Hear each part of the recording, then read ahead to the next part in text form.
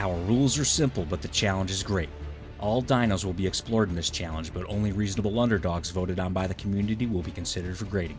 Equipped with official server cap saddles, our 19 contenders will be backed by the commanding presence of a loyal Uteranus providing that extra boost.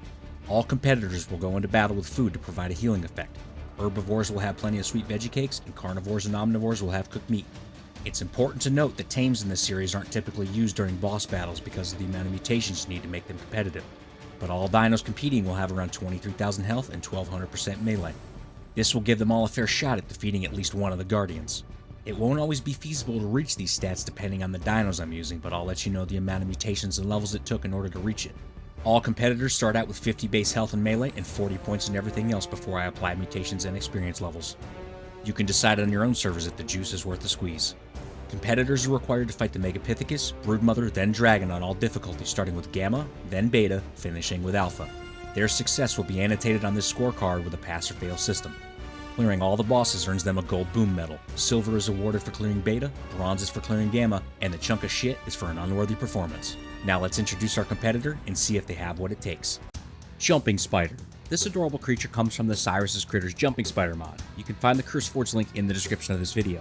The Jumping Spider is a unique creature that comes packing a chargeable jump, a pounce attack, a bite that can be toggled to deal torpor instead of damage, and best of all, there's multiple variations of this booter. You can get a standard variant, snow variant, jungle variant, and even an aberrant variant. The Jungle Spider is also a fantastic climber. The stats required for this competition were achieved with 30 mutations and 74 experience levels, 15 mutations at 34 levels went into health, and 15 mutations at 40 levels went into melee. Now let's see if they have what it takes. The green portal is fired up and the underspooters are ready to jump into the Gamma Megapithecus arena and tangle with some monkeys. First impression, I love this little guy. They're fun to ride and the modder did a fantastic job on the model and the animations. There's a few things worth pointing out that if you're going to use these for the boss fights though, the most important being that the Uteranus Courage Ward doesn't affect the spiders. So Commander Ute's purpose in these fights is essentially to hold aggro, because at least for the Gamma stage, the Spadooters did a fantastic job at blocking the bosses. Now I know I could have used a different creature as my mount, but it's Commander Ute's, come on. We know this could change in the later stages with the bosses having increased speed, but for now, it works just fine, and the Gamma Megapithecus is taken out, and the awesome arachnids earn a pass. The Gamma Broodmother is up next, and based off the low damage numbers we're putting up, it's clear to me that blocking is going to be crucial. I noticed that the Underspooters have a difficult time navigating around each other, and if you didn't notice in the Megapithecus fight, they're unaffected by knockback too. Maneuverability is pretty important, so this might pose some issues in the later stages as I'm trying to block the bosses. Remember, just because you can block the Gamma Megapithecus or Broodmother doesn't really mean squat in the beta and alpha stages because their speed trumps a lot of stuff. The Jumping Spiders do a fairly good job with the Gamma Broodmother and they're able to take her out with ease. That's another pass.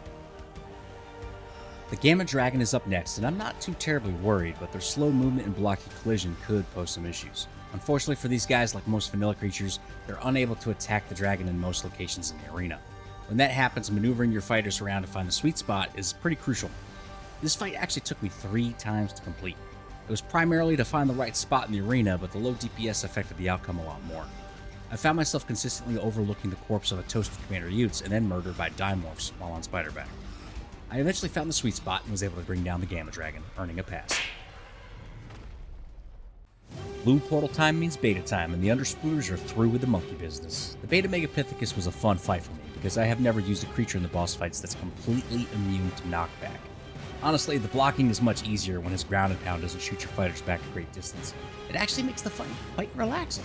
But hey, no matter what creature you decide to bring into the tangle with the bosses, just know that if you struggle with any of the Megapithecus fights, you need to go back to the drawing board. Because this big bad is more like a big sad. Easy peasy, lemon squeezy, that's not a pass.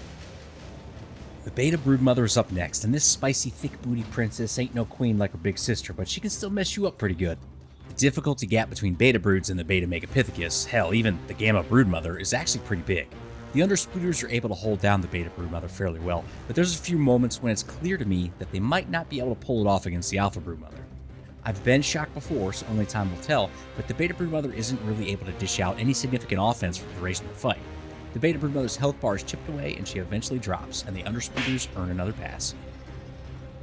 The Beta Dragon is next on deck, and the Underspooters go to work on them dragon toes when Commander Ute sits snug up under them dragon titties. Let me tell you, I used to fear the dragon, but if you can snuggle up nice and close to those nips, you can beat this guy with just about anything, assuming they're not suffering from the ridiculous bug that Wildcard hasn't fixed since I first started reporting it over a year ago. The dragon is an interesting boss because it doesn't really matter if it's gamma or alpha, the fire damage is high as hell for all stages. You can't just come into this fight and expect to win because you have super mutated creatures, because the fire damage is percentage based. Your 50,000 health creature is going to die just as fast as a 20,000 health creature if they're getting blasted with fire. The bite isn't terribly threatening, but unfortunately for the Spadooters, the beta dragon was too much for them. That's a fail. Red portal time means alpha time, and the alpha megapithecus is up next. We've seen the alpha megapithecus beat creatures before in this challenge. The reason is a combination of the knockback being too much for them, and their lack of damage output. Fortunately for the saucy spiders, knockback doesn't exist in their world, and the megapithecus is easy to trap on your creatures. You know what else is easy? Becoming a member of the Boom Forge. Come join an awesome community on the cluster and support me in my journey to the top. If that's not your style, a simple like on the video goes a long way. Go ahead and hit that thumbs up button, you sexy bitch. And speaking of sexy bitches, Megapithecus is down, that's a pass. Now we get to see the sexiest one of all. I was taking Commander Utes for a walk a couple days ago. We like to walk around the local lake and hit up the market for some pickled iguana nipples. I usually get a 6-piece for my Ute bear. He would prefer an entire bucket, but we need to keep his guilty pleasures in check. You see, all the reincarnating and whatnot over the years, it not only turned his brain into mush, but he's lost all self-control when it comes to pickled nips. We've tried all sorts of other kinds, and I thought Yeti nips would be a winner, but he just can't stop sucking down those milkers on the iguana. On the return trip home, I saw a group of hairy jumping spiders in the woods, and I thought that Mama Broods might actually like to see them. I mean, they're pretty unique, and she's used to her baby Araneos always causing a ruckus, so I thought I'd drop them off for her to see what they're, what she thought about them. Well, she immediately thought I was cheating on her, and these were my kids with another mother. Obviously, that's absurd. Everyone knows I prefer my Spaducci with a lot less hair, but try reasoning with Mama Broods. It's impossible. She was absolutely livid, and to be honest, I haven't seen her this mad before, and I'd like to note that she was way more mad than I was when I caught Manny Sling's dong buried inside of her. The double standards around here, I tell you. Commander Utes was taken out with a blast of her green shit, and it wasn't much longer afterwards when the little underspooter started getting dunked on. Sadly, she didn't even give me a chance to prove to her that I found them out in the wild before she ended my life. That's a fail. Heading over to the scoreboard, the jumping spiders from Cyrus's Critters are awarded a bronze boom medal for clearing the gamma stage. This is a free mod that I recommend giving a shot. I've said it before and I'll say it again. Don't let what happened in this video affect your opinion on their capabilities. These spiders are amazing travel mounts with their jump ability, and their climbing is smooth as butter. Go check out the link in the description for the mod and show your support. We got more modded creatures coming in the future, and the Extinction series will be out soon as well, so get ready for some Titan fights. And of course, if you didn't know, I stream Monday, Wednesday, Friday, and Saturday on YouTube and Twitch, so hop in and say hello. If you're new to the channel, consider subscribing to help this community grow. Thank you so much for watching, and I'll catch you on the next one.